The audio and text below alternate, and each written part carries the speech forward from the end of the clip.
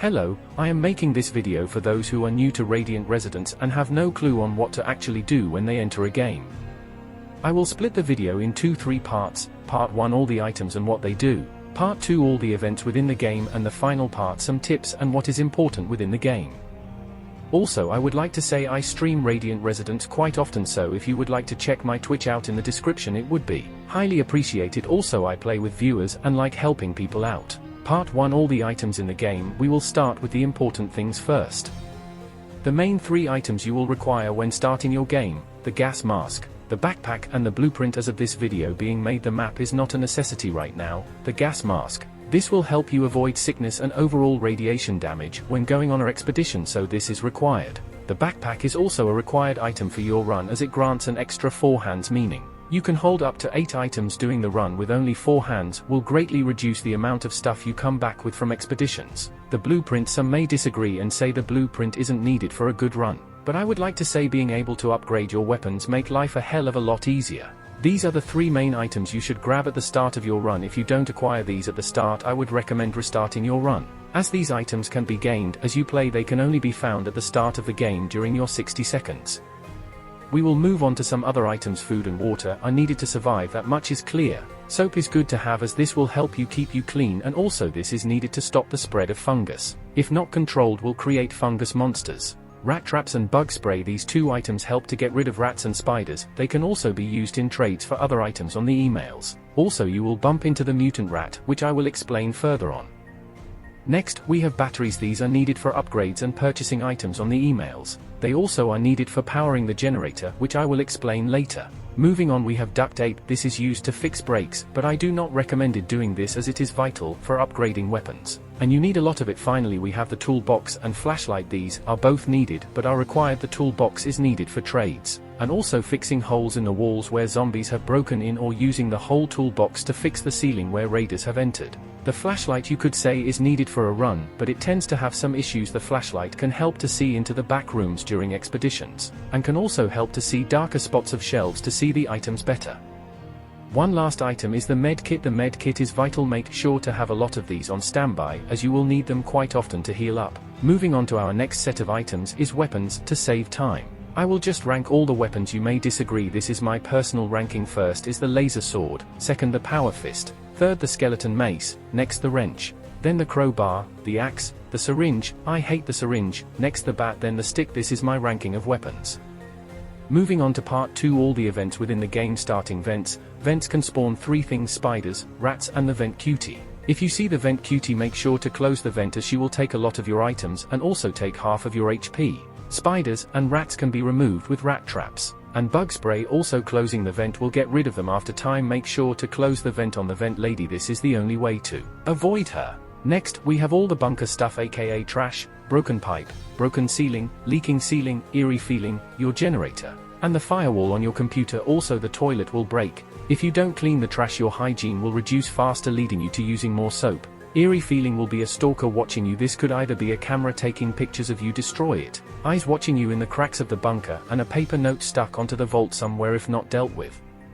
This will make it so you gain 0 sanity from sleeping.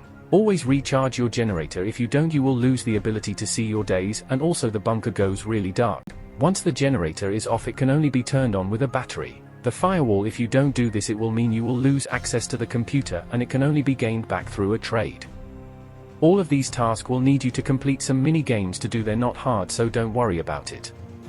Next, sanity. Sanity is needed to be full, or else you will face consequences like being attacked by your weeping self, or randomly seeing free food. Please don't pick up the free food. As good as it sounds, it will result in you taking damage. Make sure to sleep and keep your sanity high.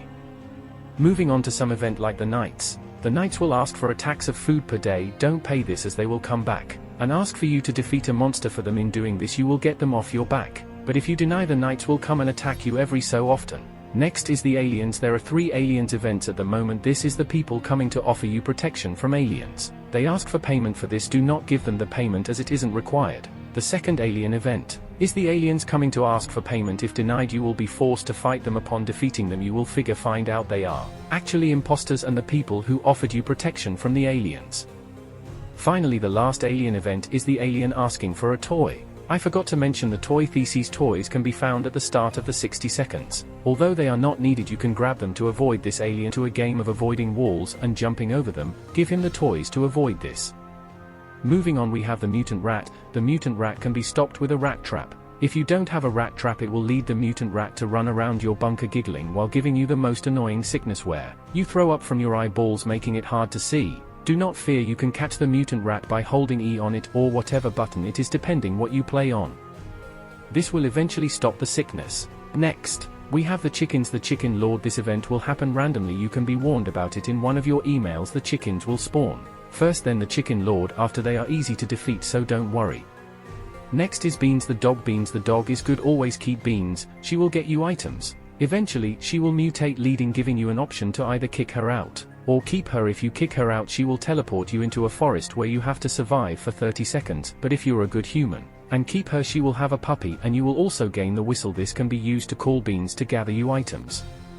Next is Radiation the clown. He will spawn randomly with a timed bomb and either one of two mini games. Complete these mini games within 30 seconds to defuse the bomb. If not, it will explode, but don't worry, it only does half of your HP, so make sure you're full health.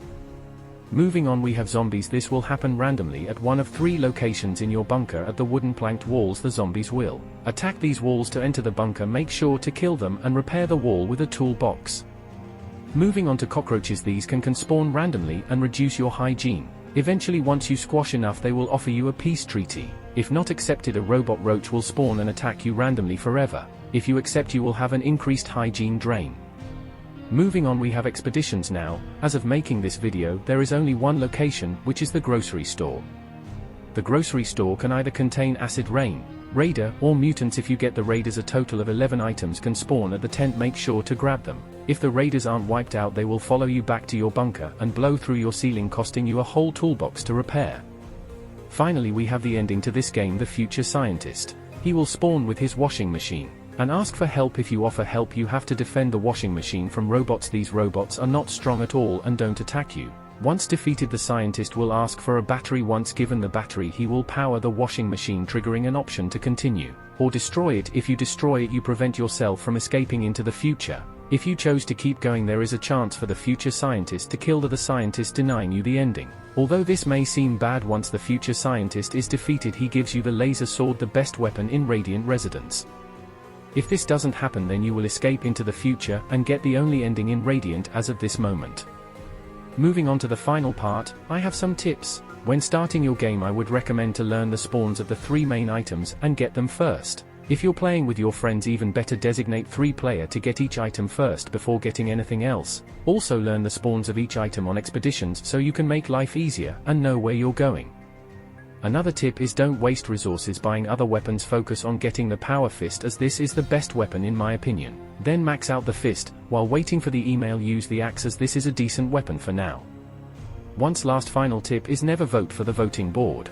Thank you for watching this guide. I may have missed stuff, I'm not sure. I will update it when the next update is released for Radiant Residence. Also make sure to check out my Twitch if you have any more questions.